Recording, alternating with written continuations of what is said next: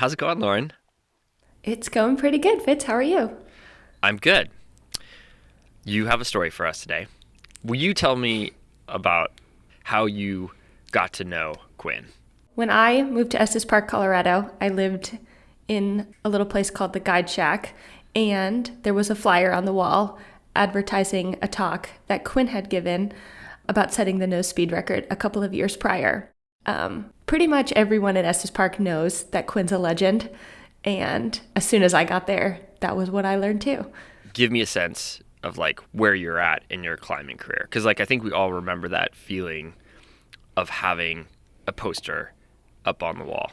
I was a noob, but not a brand new noob. I was a budding trad climber, an aspirational big wall climber at the time. And so learning about, that there was this local climbing ranger named Quinn who had at one point set the nose speed record was really, really motivating for me, really inspirational. Do you remember the first time you saw Quinn and you saw her in person? Yeah, I was working at a coffee shop and I knew who she was because her face was on a poster in the place that I lived, but she didn't know who I was. And when you work at a coffee shop, it's funny because you have to ask everyone their name to write that on a cup, but you're like, I know that you're Quinn Brett. But tell me the story about being passed by Quinn in the valley. Oh yeah, so a year later, I went with a bunch of friends from Estes Park, including Quinn, to Yosemite Valley to go climbing. And we were all camping together, but we were on very different types of missions because, like I said, I was still kind of a noob, just breaking into big wall climbing, and a lot of them were much more experienced than me. And so at some point during our trip there, Quinn had teamed up with our friend Josie to climb 7 big walls in 7 consecutive days. And while that was going on, I, with one of our friends, Phil, was making a multi-day ascent of the Lost Arrow Spire.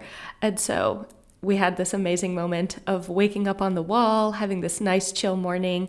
It's like morning maybe number 2, and we're halfway up or something. And I start getting ready to lead out on this pitch that's going to be, for me, a really hard 8 pitch. But all of a sudden, seemingly out of nowhere, Quinn and Josie are right up on the ledge with us because, of course, they're just crushing through this route. And they just really briefly say hi and keep climbing. And I start leading. And what seems like just not that long later, they're already done and they're rappelling the route. And I've barely moved. I haven't even finished leading the pitch. But I remember them being like, "You're doing great." And as they passed me, going up and then going down. And I'm pretty much in exactly the same position. It's one of those things that's the neatest part about our sport is the people that we look up to, we can interact with them. And then maybe even someday, if we put enough effort and enough time into it, we actually can rope up or share a skin track or whatever it is. Yeah. And did that happen to you with Quinn? Yeah. And so that trip, I pretty much just watched them in awe as I kind of played on a bunch of the valley's smaller walls. And then I think it was the next season that we all came back to the valley, and I had put in a lot of work that spring, had climbed El Cap for the first time, and ended up roping up with Quinn and Josie on a one-day ascent on El Cap. And I wasn't really on their level or even close to being on their level, but they invited me to come with them anyway, and we had a pretty special day. What's always struck you about Quinn? On a real personal level, climbing, no climbing, right? What's always sort of stood out to you about Quinn? The first thing is that she's humble, so humble that she makes you feel like you could do things that she could do, which is probably not true. I've been roped into trying to top rope, 513 cracks because Quinn said she thought I could, but I couldn't. She could. But she makes everyone around her feel like they can do amazing things because she can do amazing things. And I feel like the second thing is that Quinn's always trying to have fun. She's got a super playful attitude to everything, whether you're on a big trail run or you're on a big climb and you're doing this kind of heinous endurance mission and you've run out of water, and Quinn makes everything fun. Today's story is also about Quinn having a lot of fun on an endurance sufferfest that to most would be quite unattainable, but Quinn is not someone to let barriers get in the way. I'm Fitz Cahal. I'm Lauren Delane Miller. You're listening to the Dirtbag Diaries.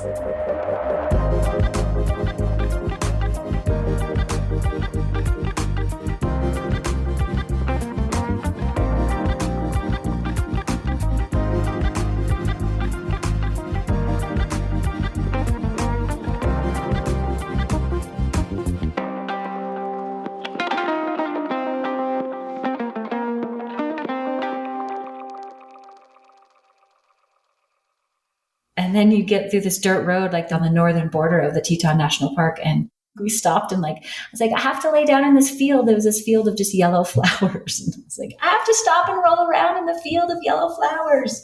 How incredible is this? This is Quinn Brett.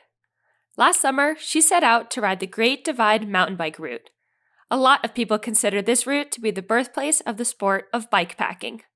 It starts in Banff, Canada, and extends for 2,800 miles through Montana, Idaho, Wyoming, Colorado, and New Mexico before ending at the Mexican border.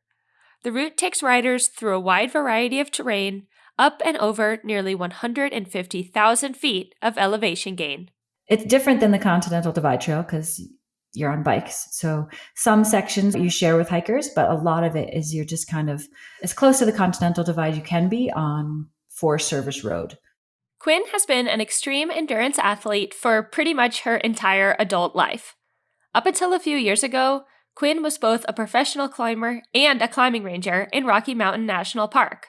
Her life revolved around adventure, from putting up first ascents in Patagonia and Greenland to running long distances across Zion and the Grand Canyon. Every year in June, the Great Divide route is home to a race called the Tour Divide.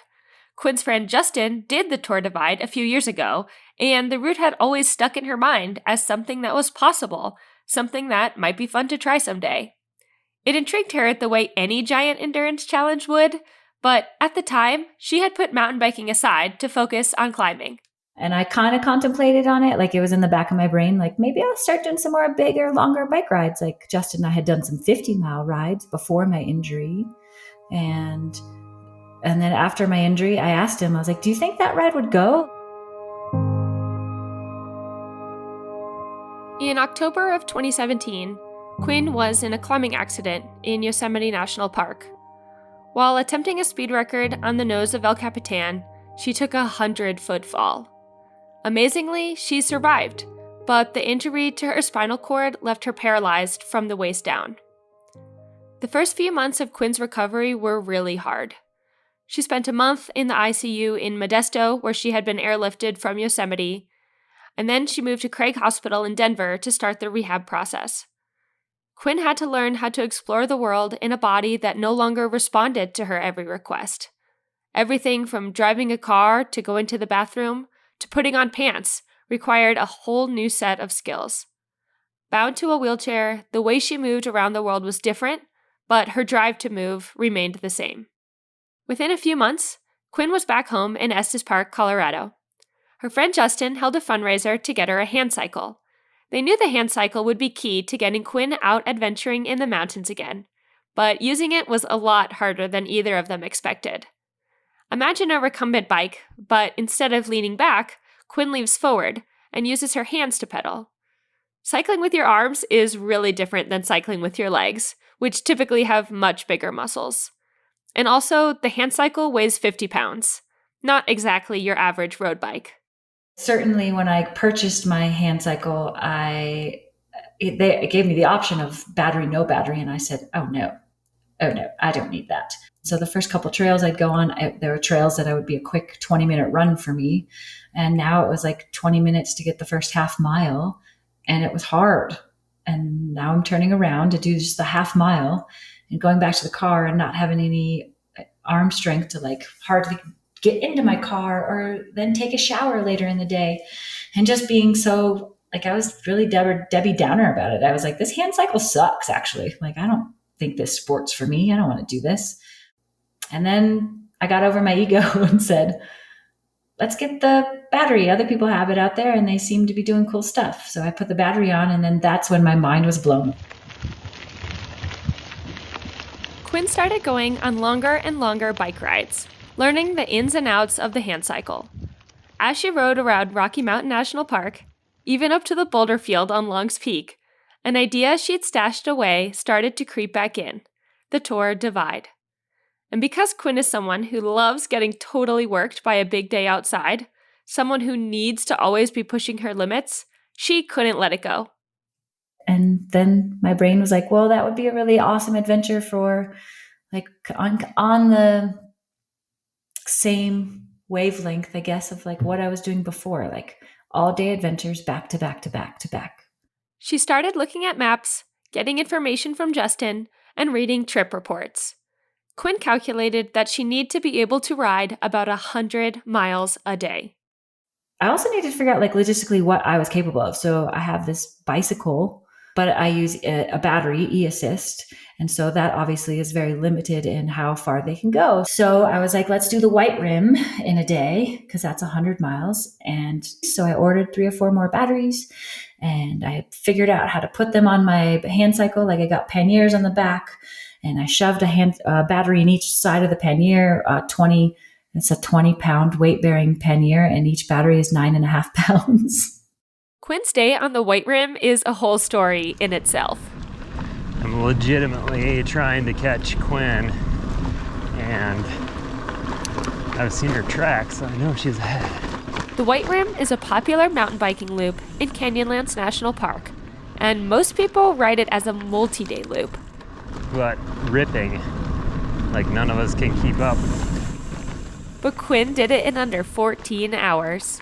Probably averaging like 11 or 12 or more miles per hour thus far. So now she knew that she could bike 100 miles in a day, but what would it take to string nearly a month of 100-mile days together? You know, the spirit of the Tour Divide is to be unsupported. But I was like, well, I'm in a wheelchair and you know what? This is a huge endeavor. And with spinal cord injury, like if I have any pee or poop accidents or any of that kind of stuff, like, I don't know, I need a trailer with my wheelchair in it, but I also need the ability to charge all those batteries and somebody to at least like come to camp every night and like be on charging duty. So the pre-planning for me was like staring at that map of 2,500 miles and being like, okay, where's the nearest town every 100 miles, or where's the nearest campground every 100 miles? And for me with spinal cord injury, I just didn't know how my body would fare. Like my first season in Yosemite Valley, I didn't shower for like the whole month that I was there. The river was just fine. But with this adventure, I was like, I think that the more I could shower to help mitigate the UTIs or just being clean, that sounds like a good thing. So I'm going to try to do that. Because of Quinn's spinal cord injury, she uses a catheter, which means she's really susceptible to urinary tract infections. But planning all those hotel rooms wasn't easy. So there's like some stretches where every 100 miles, it seems like it's town after town after town for 2 or 3 nights. But then there's some stretches that are camping after camping after camping for 2 or 3 nights. And so that was, I just booked hotel rooms on Expedia. Like I had a freaking Excel sheet. Yeah, I would say I'm a good planner and a good thinker about all the things, but this injury has made me even more so, like, because it's detrimental to my overall well-being. Like if I get a pressure sore, like, okay, I'm kneeling position for 12 hours a day. Like I can't feel my leg. So, which seems like I could just like shrug and think like, well, it doesn't matter if I can't feel my legs, it doesn't really matter. But instead, like I noticed on the White Rim, for instance, I noticed that it was a 100-mile day and like little fine grains of sand would then filter into the bottom of my knee cups. And I got abrasions on my knees because I was just like bouncing and rubbing all over and I couldn't feel that. So at the end of the day, I had little abrasions and I was like, well, after 100 miles, that's okay, but you can't do that over and over and over again. As the logistics started to come together, Quinn needed to assemble a team. But not just any friend would sign up to bike 2,800 miles with you. My buddy Joe, who I met right after my injury, we met at a Paralympic Nordic skiing event in Breckenridge. And we just hit it off. He's able-bodied human and he was just there to help. And we became friends. And like, I knew that also Joe had done some big adventures. Like he had done a big, long, excessive runs and bike rides and like doing weird, long adventures like this. And also he was familiar with disabled people's bodies and knows that like sometimes I might pee myself or I might need to piggyback. And that didn't seem to bother him. So I asked him and he was like, oh. I've always wanted to do the Tour Divide. Yeah. And I was like, perfect. I asked the right human.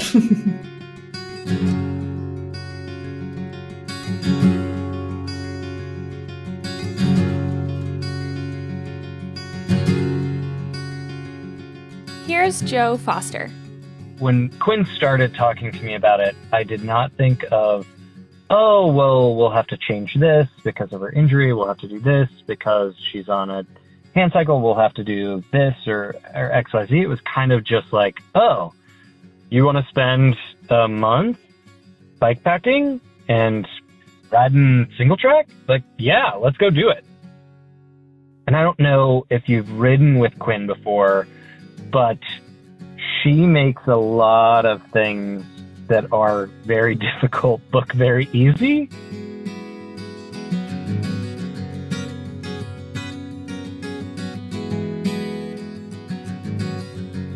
After the break, Quinn and Joe start pedaling south.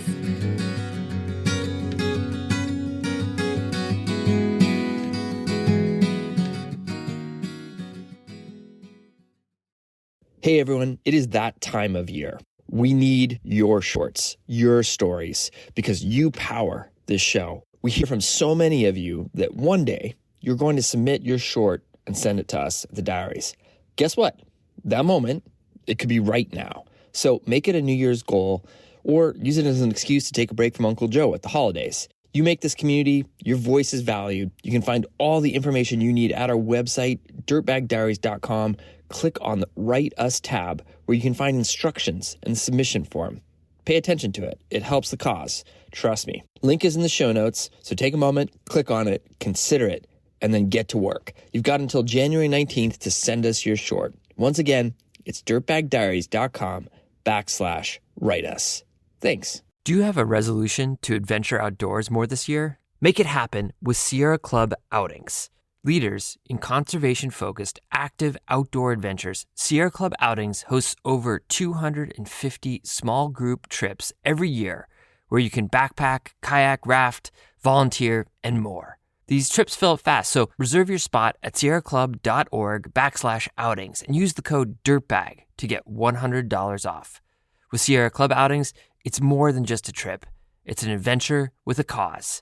We'll put a link in the show notes. Check out all the incredible trips they have and make that resolution happen. Yeah, standing there at the border, of course, like you're standing underneath the sign that says, here's the Canadian custom border. I don't know, my brain, I feel like I put so much effort into the planning in the months prior that I'd already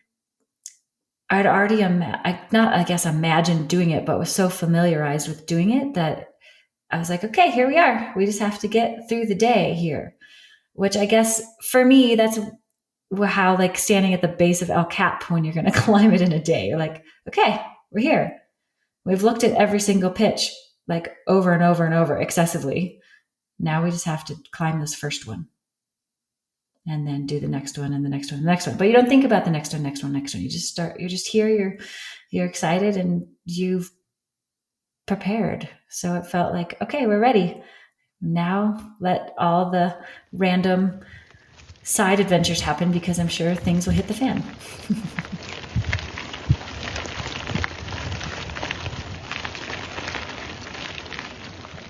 The borders were closed, so we had to start at the border of Canada, which takes away, I think, 400 some miles, which was fine, in all honesty, because I had only 4 weeks off of work.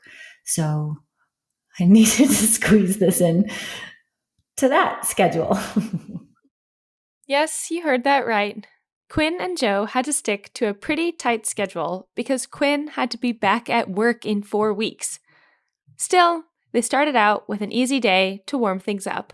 We arrived to Eureka, Montana, which is 30 miles south of the border where we start. And my buddy Jason lives there, who I met at Craig Hospital.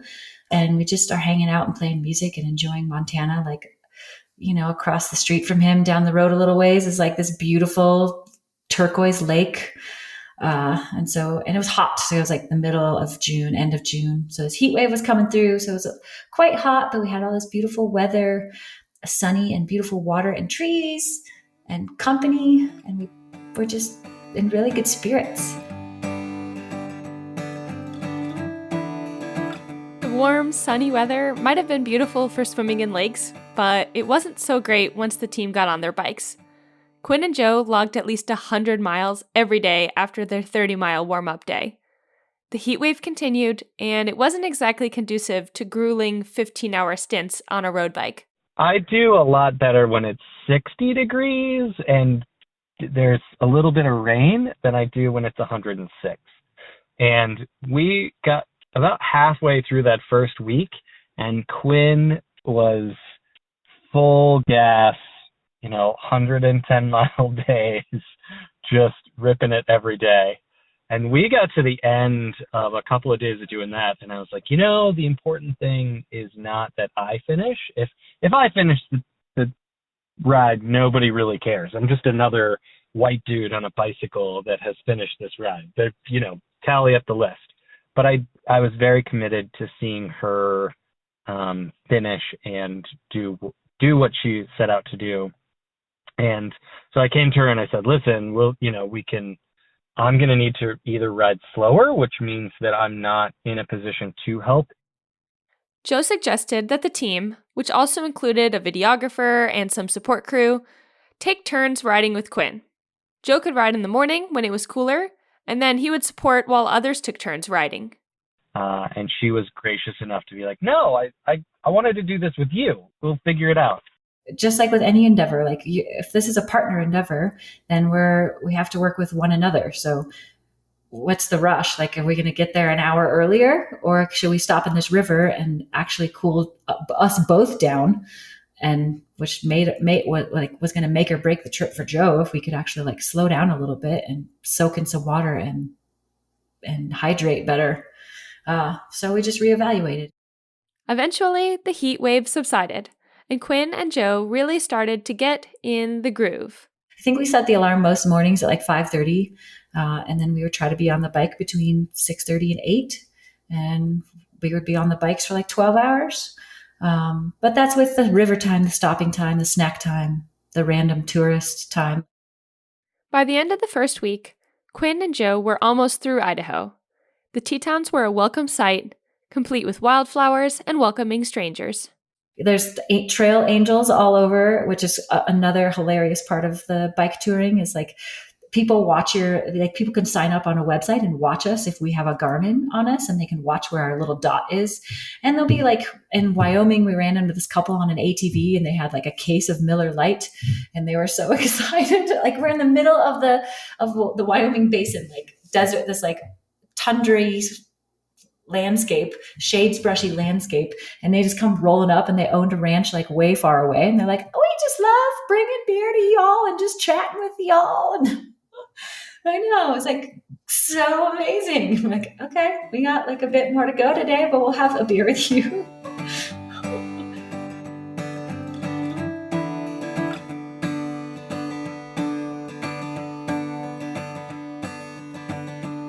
Days turned into weeks, and their bodies adapted to the routine.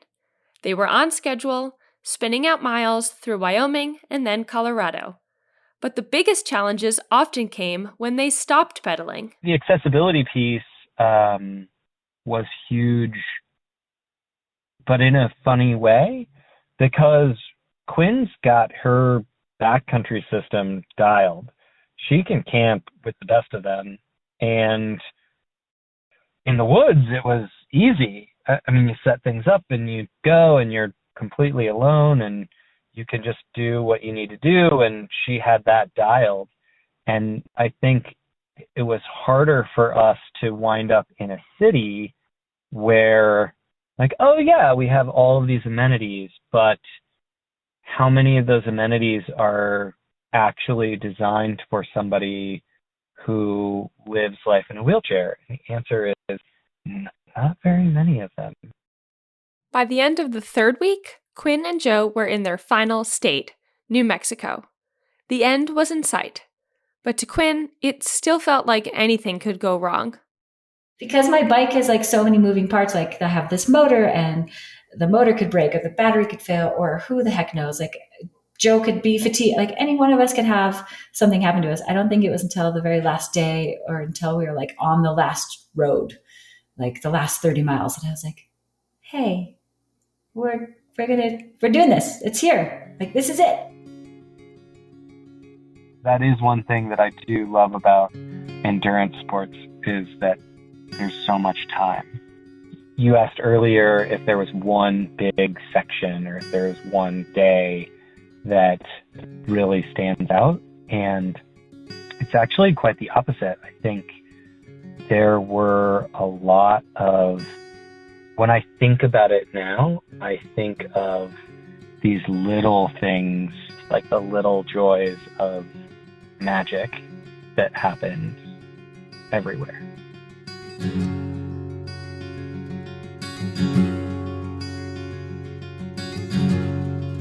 From tiny red flowers to waves of mosquitoes and friendly strangers, the days weren't effortless, but they were full of joy. On the 25th day of their bike tour, Quinn and Joe rolled into Antelope Wells, New Mexico, 2,400 miles later. I was never over it. Like, this is my jam. And I was like, I don't care how much suffering it is. I'd way rather be out here on my bicycle than staring at a computer or just sitting around at home. I slept better than I'd ever slept, like, since before my injury. Like, I was actually tired all day and my brain wasn't chattering so much. And food-wise, that was interesting. Like, I love bananas and peanut butter before my injury, and like I haven't craved that at all since. And then on this bike trip, I was like, oh, bananas and peanut butter are back in my brain.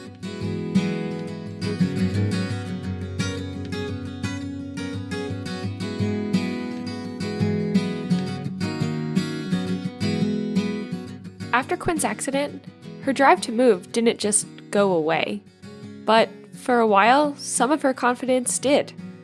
The process of preparing for the Tour Divide wasn't just about booking hotel rooms or figuring out how to charge batteries.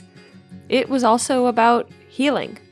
And to be honest, maybe that's what's also really lovely about this bike trip, was that I wasn't being stopped every 5 minutes and asked who I was or what I was doing or what's wrong with me or what the heck this machine is.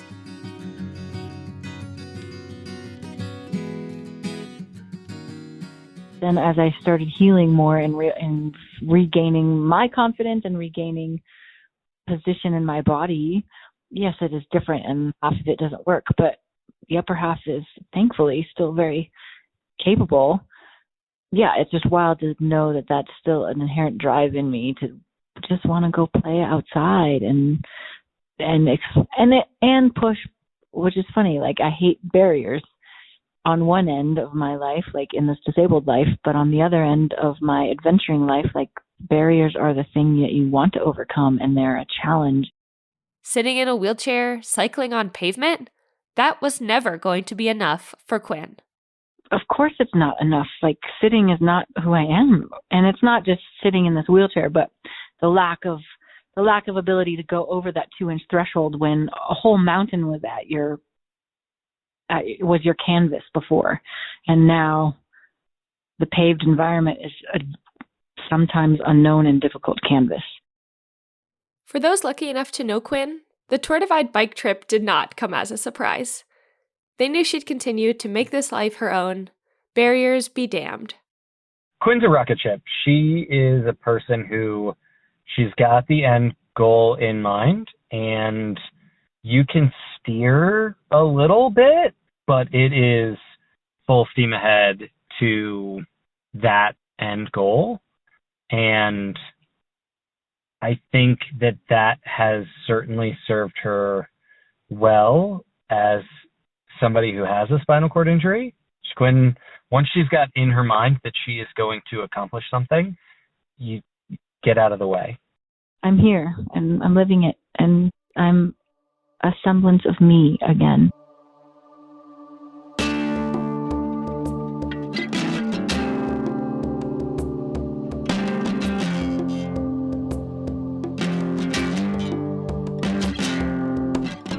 In a few weeks, Quinn will head to Canada to complete the 400 miles of trail that lie north of the border now that it's open. Our stories come from friends of friends, and from you, our community. If you have a compelling idea for a guest or story lead, please give us a shout. You can use the submission form on our website, dirtbagdiaries.com. Music today from Kai Engel, Bradley Carter, and Brendan O'Connell. The tracks are courtesy of the Artists or Free Music Archive. Jacob Bain and Denise Cotto composed our theme song. You can find the links to the artists at our website, dirtbagdiaries.com. Thanks to Brian Martin for sharing your recordings from the White Rim. This episode was produced by Lauren Delani Miller with additional production help from Becca Cahal and Cornelia Zars. Illustration by Walker Cahal, graphics by Anya Miller. Becca Cahal is our executive producer. I'm Fitz Cahal, and you've been listening to the Dirtbag Diaries. Thanks for tuning in.